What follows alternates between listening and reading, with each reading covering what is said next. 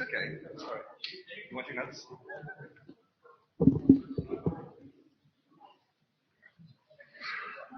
Okay, welcome to NetMod session number 1. As for starters, I'd like to welcome our new co-chair, Mr. Watson.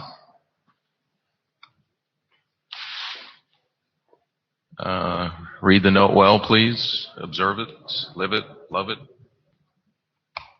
All the conversations and transactions in the meeting apply to note well.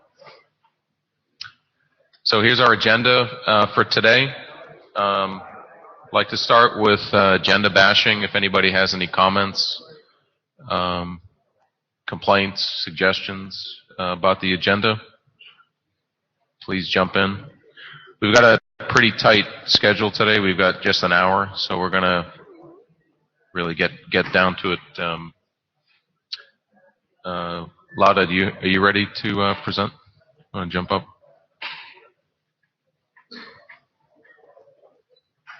So I'm going to start with the routing config model.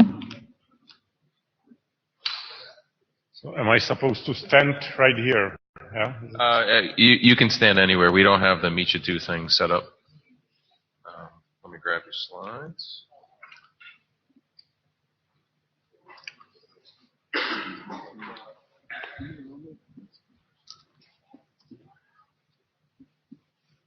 Oops.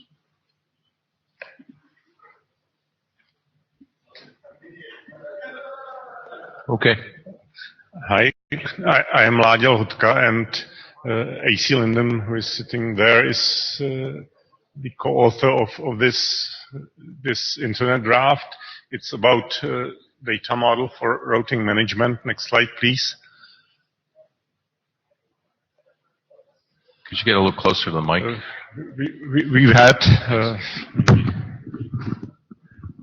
We've had two revisions of that internet draft, and now we are at number 19.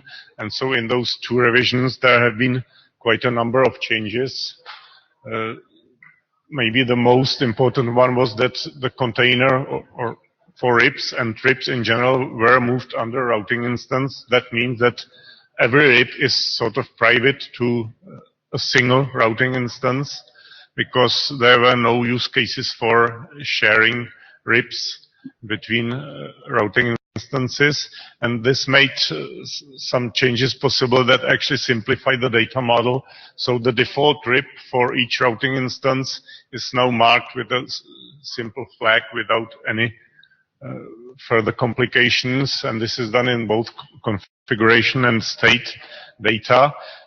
And second change implied by that was that references to RIPs, which were represented by type defs, ripref and ripstateref, were removed, because now as soon as RIPs are private to each routing instance, references to them make sense only within that routing instance. That means they should be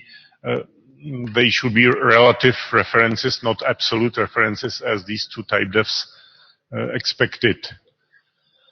Then another simplification was that configuration of connections between a protocol and a RIP and between two different RIPs were removed.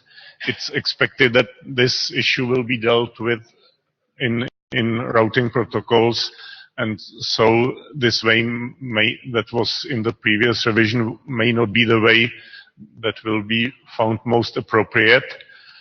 So it's now open how to deal with where routes get installed in which RIP. Then another change was that configuration and state data for IPv6 routing advertisements were moved under so inside the hierarchy of the interfaces, IETF interfaces, YANG module. So it's now done via an augment from from the IETF routing module. And then other changes were related to the assignment of interfaces to routing instances. So now the assignment of interface within a routing instance uses only a leaf list. So it means a leaf list containing all interfaces belonging to that routing instance, which means all other configuration has to go to the interface configuration, and the opposite reference, which is only in state data, is now only a single leaf instead of a leaf list that was there before. And this is done because an interface can in fact be only in no more than one routing instance, so a leaf is sufficient for this purpose. Next slide. And then two other leaves were removed from a routing protocol on request of people developing routing protocols. It's the route preference, which was removed from routing protocol. Every route still has route preference, but how this will be assigned for each routing protocol can be protocol dependent. Protocols have different types of preferences, for example, so this has been removed, and the flag enabled was also removed from it because there was no agreement among the vendors how to really implement it. So it was removed, and it will be done in hopefully later. And finally, one thing that was added was a new identity for VRF routing instances, which was felt to be a very common case, so it was added to this core data model. Next slide, please.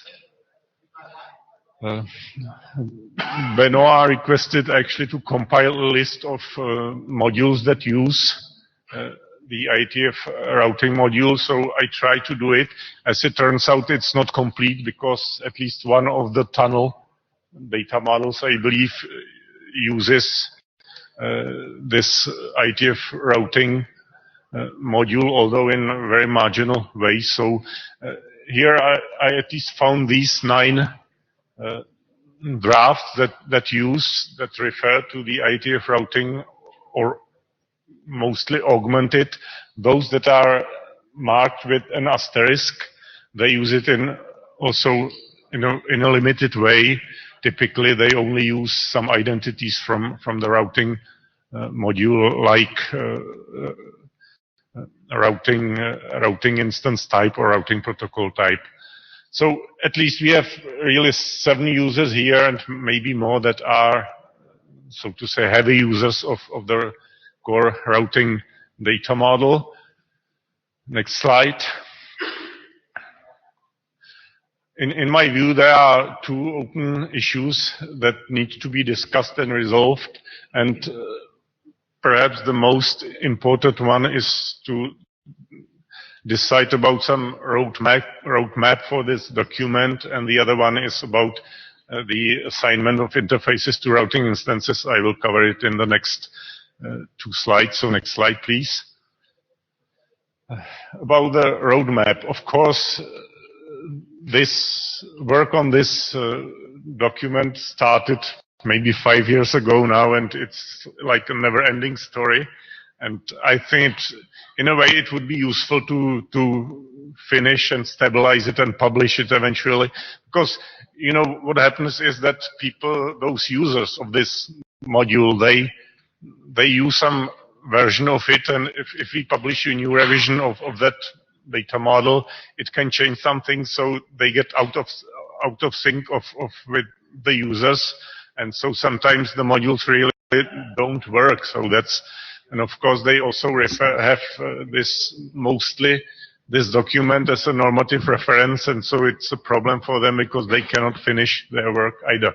AC? Lara, it's AC. I would agree with this. I think, you know, despite, you know, that I presented this morning the intermediate or initial output of the Yang routing working group, I think we're a long ways from, you know, compared to the maturity of this, from getting that exactly agreed upon and gaining consensus. And I know I thought even the mechanism that the root mechanism that just was introduced, that might be, one way we go. We're just so far away there, and this has been discussed for so long and has these. I definitely wholeheartedly agree with this, publishing this. Yeah. So on the other hand, Benoit. So Benoit Claes, so I agree it should be published. Now the Yang models should be used, right? This is one of the key ones. So it's perfectly fine to have a group last call, to have IETF last call, and I'm proposing to just hold it until we've got a couple of consumers of this, and we've seen 9 who will be telling this is perfect, we don't have to change anything. What would be pretty bad is to say we publish it, and then one of those 9 consumers they find a flaw in there and need a BIS document. So as soon as we've got like some of these 9 telling me it's perfect, then we move all of them together. Yes, I agree with this, and this is actually my second bullet, that it's really the rules for updating Yang modules are quite rigid, so really publishing it as an RFC runs into the risk of really not being able to make some changes that turn out to be necessary, unless of course we change the module name and the namespace and everything, which would be stupid. So if we can, I think that would mean that we run a working group last call and stop all other, like freeze the modules for some time to go before.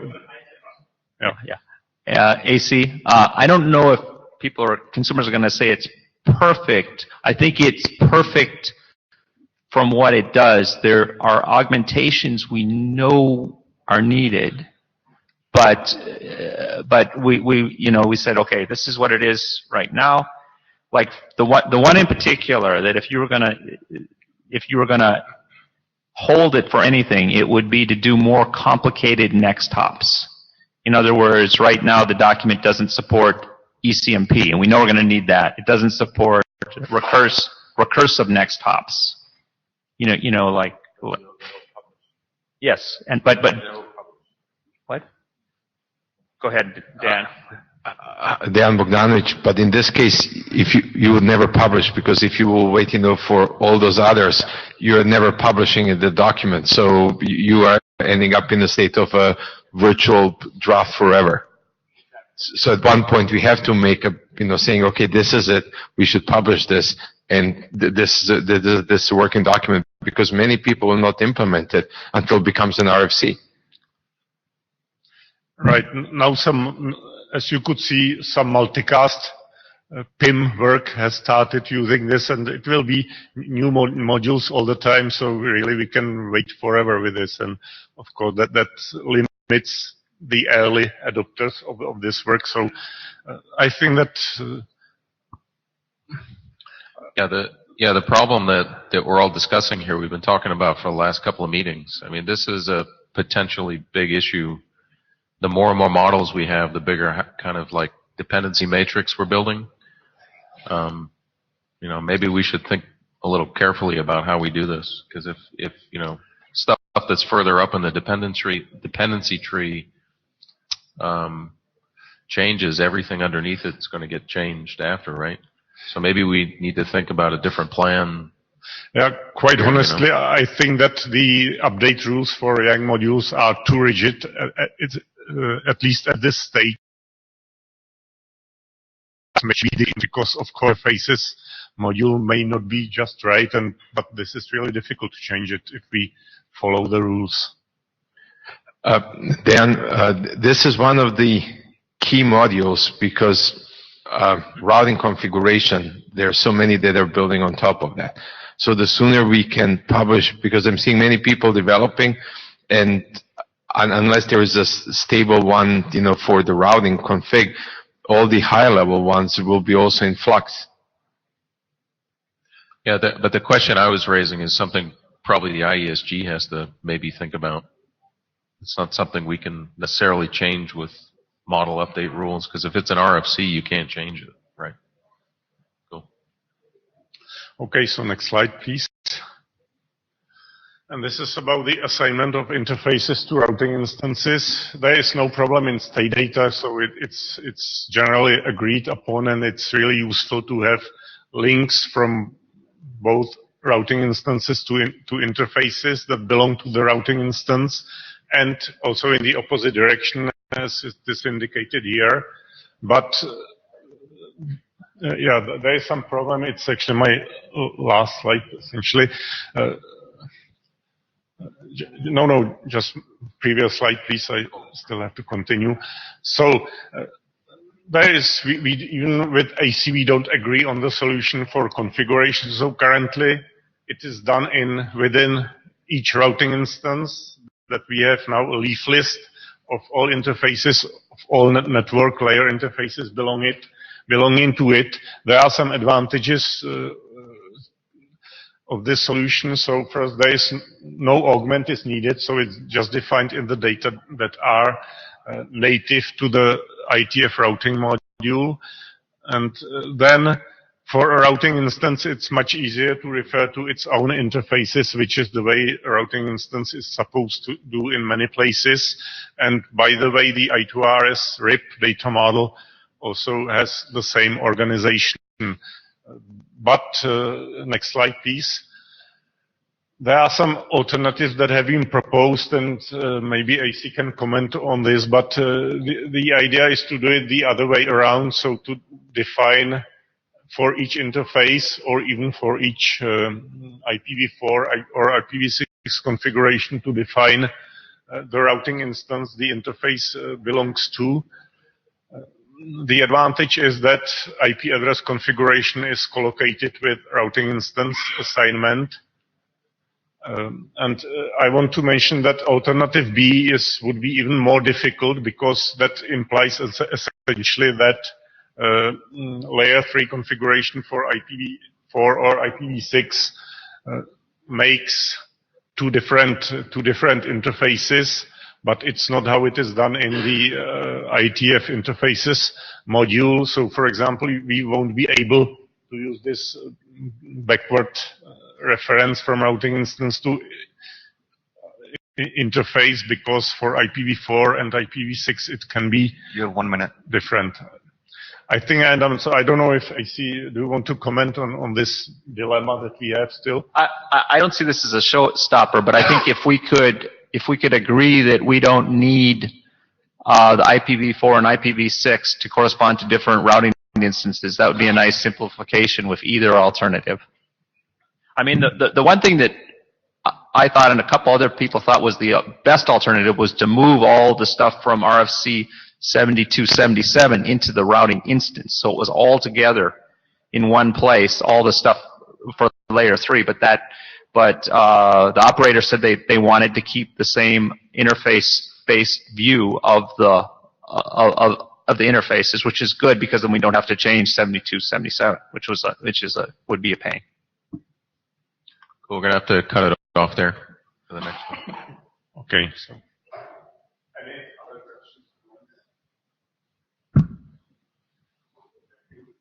Okay, Pravan?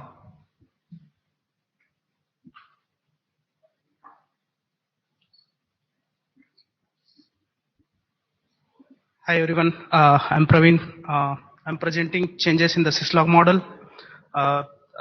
Clyde and Kiran are original author of the model. I'm just presenting because they could not be here. Okay. So changes in the latest draft, which is version 4 since Dallas meeting. First of all, thank you all the reviewers who provided the in-depth comment to come up with this new draft. Okay, so there are some important changes in the model. First one is model is now more clear, because leaves name and container names have been shortened, and description has been improved based on the comments. So that clarifies the model.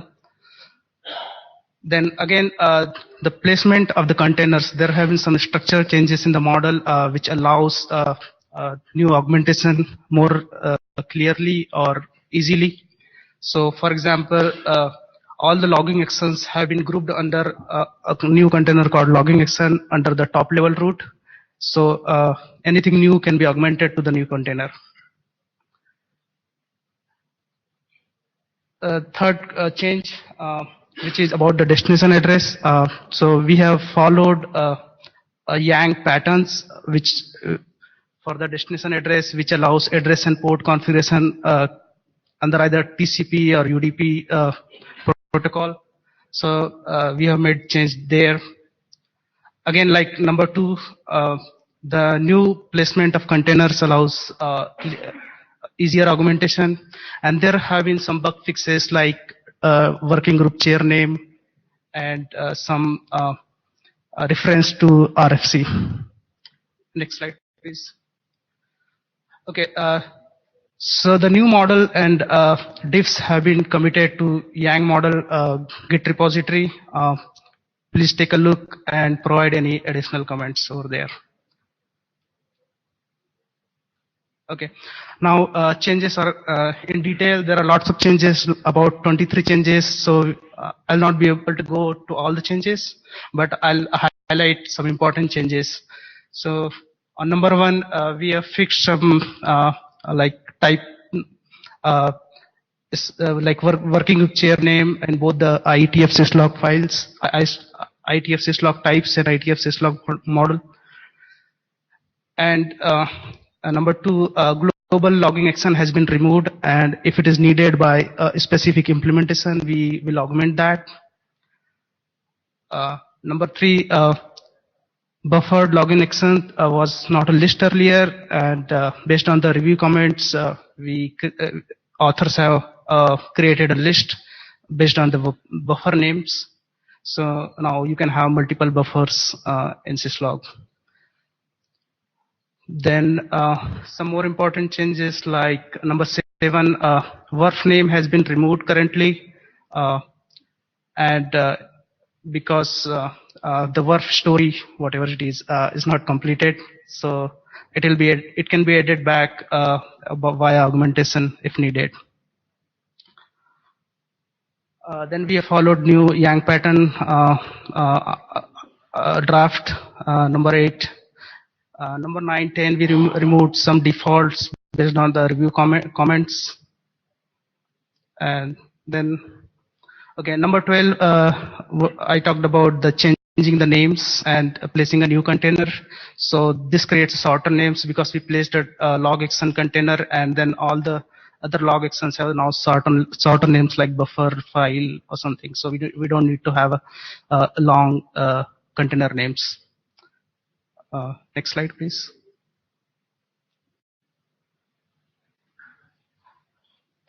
More changes. One important change is item number 17. We have added all types in the Syslog severity to include. So we had earlier individual severity from 1 to 7. Now, if you needed to support all severity at once, so we have added the support for that. And if severity doesn't have any value, it means none of the severity are requested.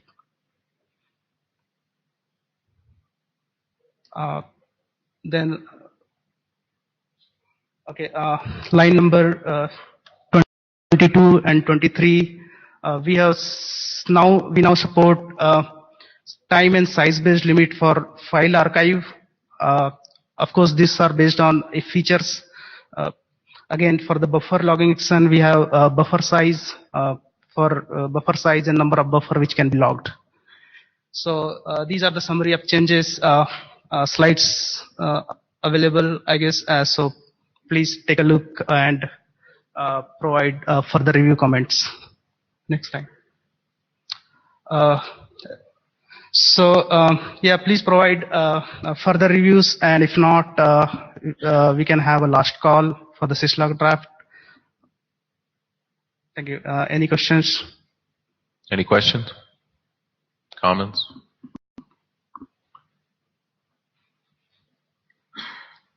Carl Moberg, do we know of any implementations? Can you identify yourself, please? Carl Moberg. Hey, Tom. And do we know of any implementations? I'm not sure, but I'll check with Clyde and reply on NetMod mailing list. Thank you. Thank you all. Cool. Could you ask Clive to take that last point to the list, please?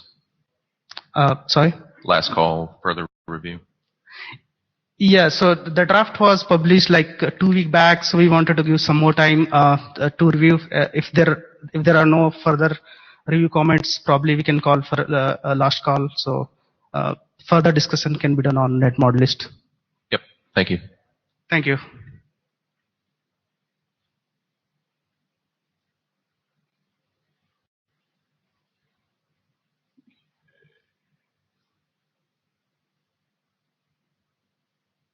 Okay, Dean. Yep.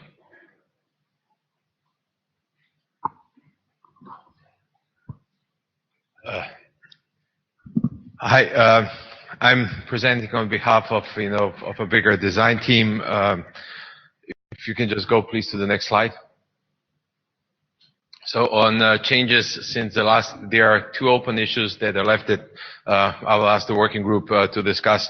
In the meantime, there were some more comments made on the mailing list yesterday, which happened after I submitted the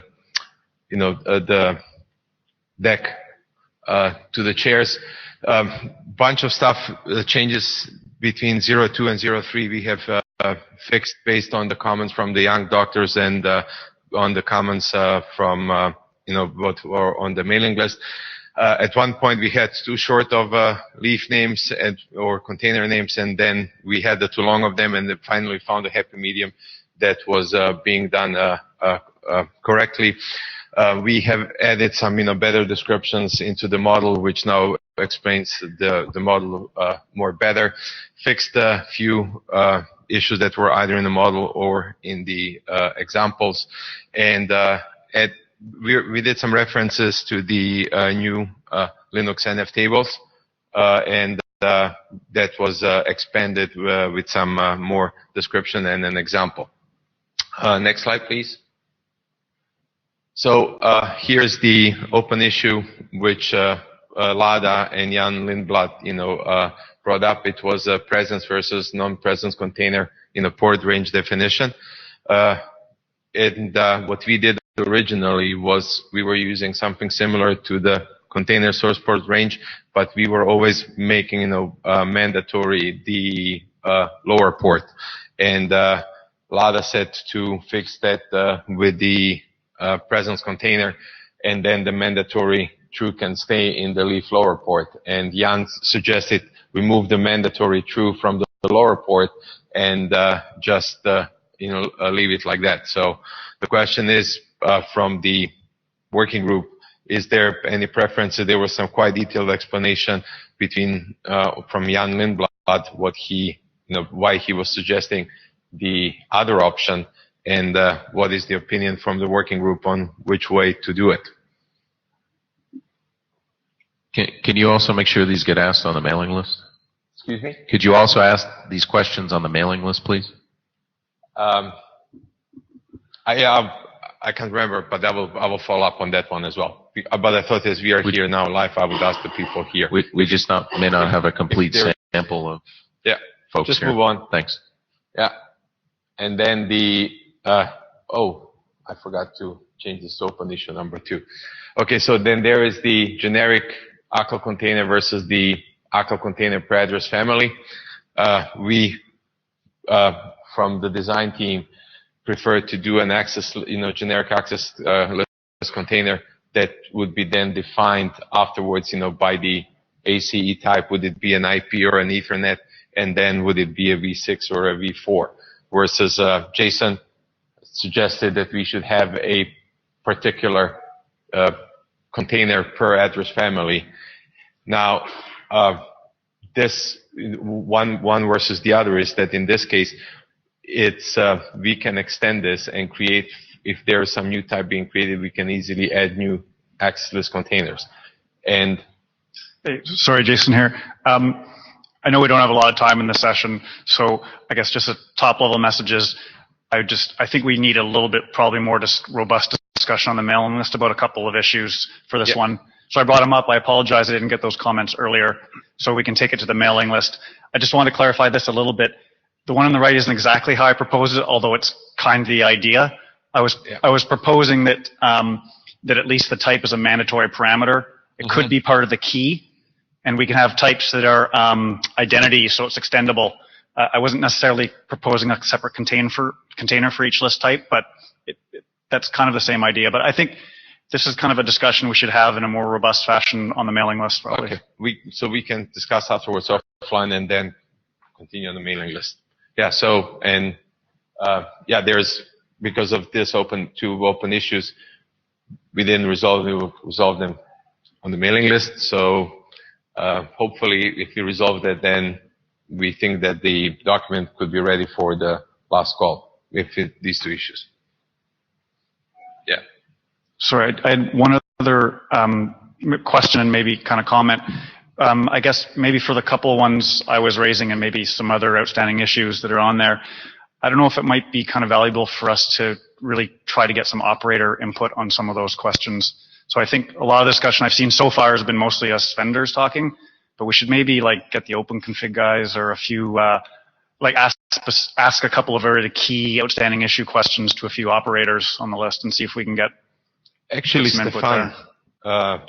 From France Telecom, from Orange actually now, he provided in Dallas some of his comments. Okay. From that perspective. It'd be good to get a sampling of a few probably. I'm not aware of exactly what his comments were, but. Well, you can ask for that also during last call. Yeah.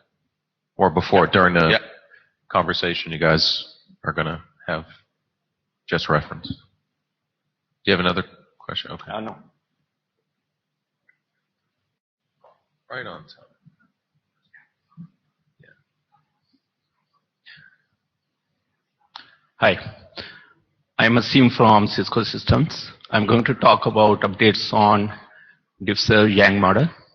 Next slide, please. So I'm going to talk about the following topics. I'm going to talk about the status of the draft, changes since the last revision, open issues we are running into, and some of the suggestions we have got from IETF community, and then I would like to seek your comments on that. Thank you. Next slide. Next slide. So currently we are running, bi-weekly meeting to bring closer on the open issues. We so far have been able to establish the framework for policy, classifier, action, and target modules. Based on the discussion so far, we have been able to publish version 3 of the draft. Next slide, please. So in the current version of the draft, basically what we have done is that we have corrected a lot of template issues. And so that we are compliant with RFC 6087 suggestions. So currently our draft is fully extractable from the. Currently our model is fully extractable from the draft, and it compiles without any warning. What we have done is that we have seen that a lot of vendors have different implementation of weighted random early detect algorithm. So what we have done is that we have converted into random early detect algorithm, which is a basic algorithm, and everybody is supposed to support that. So for the meter actions, we have actually enhanced the meter actions to support not only succeed action but also failed action, and also one meter can point to the next meter where rest of the parameter could be specified. So for example, somebody has to specify a single rate tricolor marking meter. So somebody has to configure 2 meters for that. One will be with a rate and burst, and second will be only burst. And so the first meter will point to the second, so that way somebody can support the configuration for single rate tricolor marking meter. We also realized that none of the vendors are supporting flow label. So currently we have removed from the draft. For the operational data model, so far we had been supporting the grouping of the data model. We never appended that data model to the interface. And so what we have done is that we have augmented the operation data model to the interface module. And also what we have done is that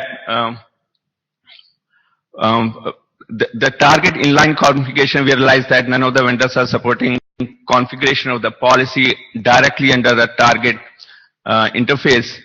So we have removed that configuration, even though it is a perfectly fine configuration way to configure it, but none of the vendors are supporting that, so we have actually removed from the draft. In some of the suggestion we have got is that the draft doesn't explain what is why there is no action template. Even though we have classifier as a template, we have policy as a template, we don't have action as a template. Typically the reason is that action has a very specific parameter, like policy rate. For example, somebody has to configure a policy rate of 110 kbps versus 102 kbps. So typically, those templates are not reusable. So it is always better that, somebody define the action configuration as an inline parameter rather than, specifying as an action, use it in different kind of policies. So none of the vendors are actually, supporting action as a template. Everybody configure action as an inline configuration under the policy. So, what we have done is that we have provided additional details why this is not required, and so we have updated the draft with that. Next slide. So some of the open issues we are running into is that typically, all the vendors cannot support coexisting of certain match and actions. For example, at least one of the vendor cannot support configuration of queuing parameter with non-queuing action parameters. Similarly, at least one of the vendor can support only a single scheduler under the target versus per class level scheduler. So we are running those kind of issues where we have match and action combination doesn't work exactly same for all the vendors. So based on that, open issues, we have approached the IETF community to provide some kind of suggestions so that we can proceed further on that. And some of the suggestions we have got from the IETF community. Can you go to the next slide, please? So some of the guidelines, some of the suggestions we have got from IETF community is that if, for example, certain set of parameter which can be only supported by one particular vendor, then it should be part of the vendor-specific extensions. If it is supported by few of the vendors, then it should be part of the if feature. And if lot of vendors support it, then use deviation. I must agree that nobody wants to use deviation in their model. For that will indicate that they are not supporting something, even though it is perfectly fine by their model, by the use cases they support. Also, we have got suggestion that whenever we have to constrain the match and actions, then we have to use must and when construct of the Yang keywords to constrain some of the combination of match and actions. Another suggestion was to use type leaf to segregate different policy functions. So we're working on these suggestions to come up, to refine the model so that it is acceptable to all the vendors. Next slide. Any questions?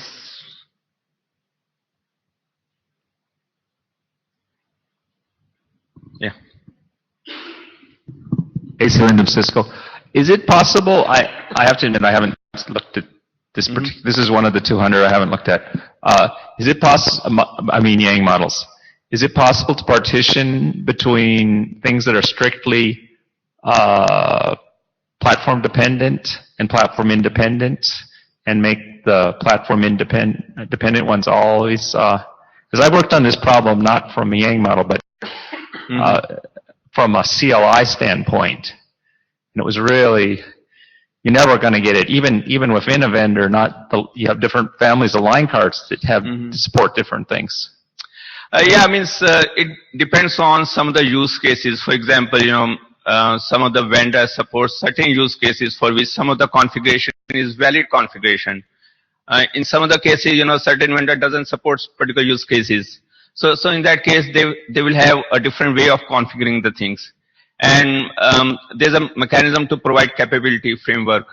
For example, there's a capability framework which you can send to the hello message when the controller connection comes up. So all those provisions are there, but then, because of the different use cases of the different vendors, so irrespective of the platform dependent or platform independent, they have a certain different configuration model versus different vendors which support different use cases, so they have a different configuration model. So even if it is, the model could be, platform independent, but then because of the different use cases, the configurations are different. There's a comment on Meet Echo from Norm Strahl. He says, just want to emphasize still significant challenges to be worked out for the model. Fundamental issues are different architecture, difficult to represent in the same model. Can you repeat that? Norm Strahl says, just want to emphasize there are still significant challenges to be worked out for the model. Fundamental issues are different architectures, difficult to represent in the same model. I would not say it's a different architecture, but I would say that it's a different use cases configuration. And so, for example, as I gave an example where there's a single scheduler under the interface versus per class scheduler. Now that represents that there's a use case where they are supposed to only support single scheduler per interface. But then, certain vendors can support the use cases where they could have multiple, a classifier, and per classifier they can have a separate scheduler for that. So it's all depend, it may not be based on the architecture, but it could be based on the use cases. So for example, the same vendor, if they have to support a per classifier scheduler, then they have to come up with a similar kind of configuration. And that will mean that, different vendors can converge. But, because certain vendors have a limited use cases to support. So what that means is that those vendors want a minimum subset of the configuration to be represented into the Yang model. But then different vendors have much more use cases to support, so that becomes a superset. So the idea will be that whether we have to choose a subset of the configuration or whether we have to choose a superset, and then we provide particular vendors which cannot support, then either they have to use deviation, or we have to put if feature everywhere, and we say that, this feature cannot be supported. So then we publish as a capability for those vendors who are supporting it. So basically, the open issues are around whether, who publish as a capability, whether all the vendors publish as a capability or certain vendors publish as a capability that they cannot support. Certainly nobody wants to use the deviations. Can you identify yourself?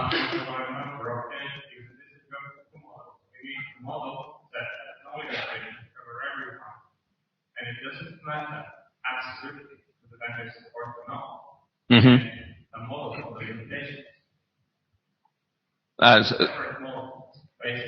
Model where you express the limitation. Each device expresses its limitation. Well, the model itself is the most generic possible. Yes. So, if you look into a DIFSR RFC standards, they provide a mechanism to support everything. They don't talk about, we send the configuration down and then it got rejected by the interface, which is absolutely possible. But then if we constrain that a certain model will be a basic for everybody to support, so is it a subset of the model or the superset with if feature? So if we have subset of the model, that will not represent a basic model for all the vendors, because that doesn't mean that cover all the use cases typically required.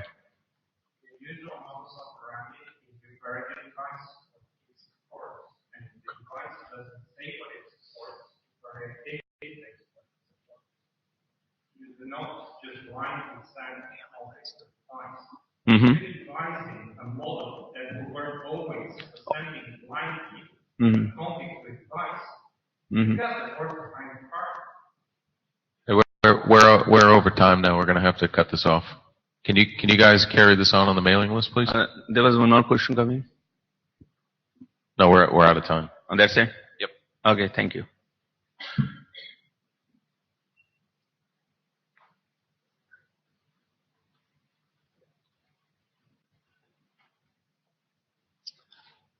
Hi, I'm Rob Wilton, and I'm going to present to you quickly on two new drafts that we've come up with. So the first one is an interface extensions draft, and the problem we're trying to solve effectively is adding in the sort of common interface configuration that you might see, sort of lower layer interface configuration you might see on a router or switch that's been implemented by many different vendors but has no defined standard associated with it. So initially I imagined that RFC 7223 would cover this, but because that's so generic in its structure and has to cover all interfaces, it is very limited in terms of what it actually defines. Really, it's just a list of interfaces, a name and a type associated with it. So the problem space in terms of what we're defining is to cover these extra properties. They're all minor features, so they're not anything as large as IP or anything that has its own well-defined draft. It's a collection of little features. And it's desirable for people who are using these Yang models to be able to have a standard way of using this configuration without having per vendor configuration. Move on to the next slide, please. So the solution is quite simple. The idea is just to define this Yang module. And really the key bits here is what the sort of sample configuration that we've got in. There's a few more bits that we've got. The main ones are really an MTU that's defined for all interfaces. Certainly all packet or framed interfaces will have an MTU. Link flap mitigation, which I call carrier delay and interface dampening. Different vendors have different names for these sort of features, but most of them have something that's very similar and behaving the same way. A layer 1 loopback configuration, an encapsulation choice, which is to allow different interface types to extend the encapsulation. So if you had a POS interface, you might have PPP or frame relay extending from this layer 2 encapsulation. That's also used in this second model that I'm describing in a minute to do with VLAN encapsulation. Now the last thing I'm defining before we move on is a sub-interface, which I'm not sure all vendors have concept of sub-interfaces, but in terms of what it's been defined here is really just a way of saying, if you say an interface is a way of applying features to a collection of traffic, a stream of traffic, a sub-interface is a way of applying features or forwarding rules to a subset of that traffic. So the second draft that I want to introduce and I'm trying to get common feedback on is interface VLAN draft.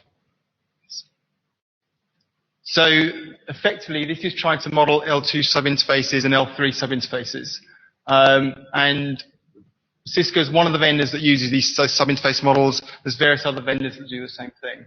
And the idea of this model is it augments that encapsulation choice statement that was in that previous model with choices of how you might match traffic on L2 or L3 sub-interfaces. Once you've got that sub-interface and once you've got the traffic assigned to it, you can apply the rules and the references to the configuration to that sub-interface like any other interface. So it's designed to be as generic as possible. There's also a separate model in terms of IEEE 822.1q, which has a bridge model of VLANs. I see this as being a complementary model. So if in terms of implementing this, you might implement one or both of these models on a device, depending on whether your device was more sort of switch-centric or router-centric. So there's two Yang modules being defined here. IFL3 VLAN module defines basic tag matching for up to 2 VLAN tags. And it is matching explicit tags, and the expectation there is you terminate that to an L3 service. So the expectation is you have to be able to match the explicit tags you're going to take off so that you can construct the L2 header when you send packets out again. Then there's a more flexible encapsulation that's for L2 services, and in this particular one, you're allowed to match on ranges of tags, or you could be extended to match on other L2 header fields like MAC address potentially, or class of service fields. And again, in terms of the more flexible L2 capabilities, we also have the capability of doing tag manipulation, so you can pop tags off or push tags on or rewrite them.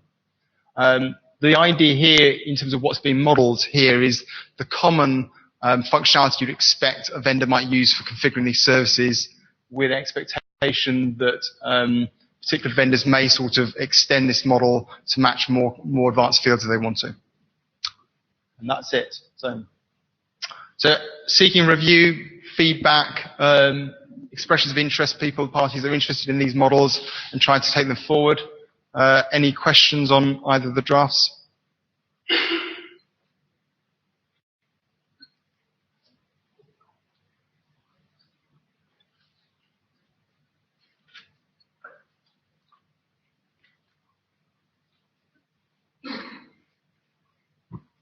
Go ahead.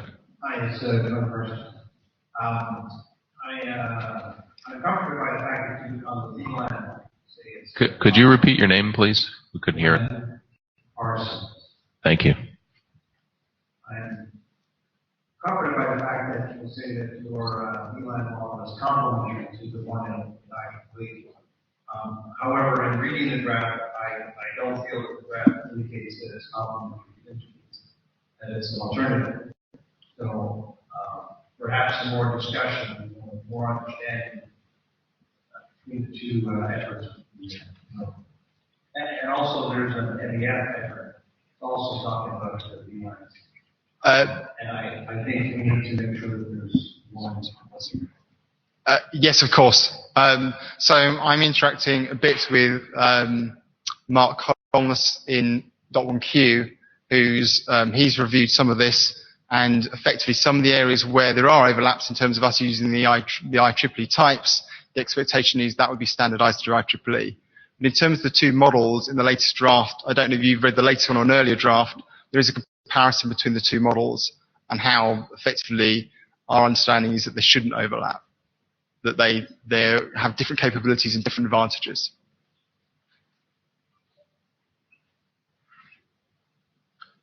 Cool. Any more comments?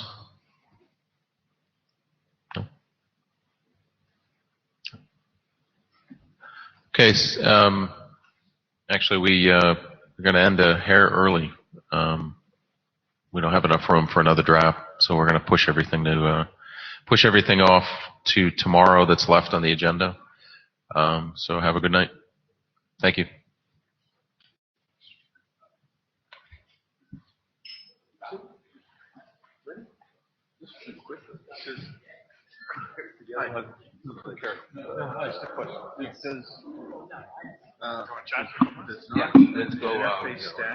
Oh, did everybody sign the blue sheets?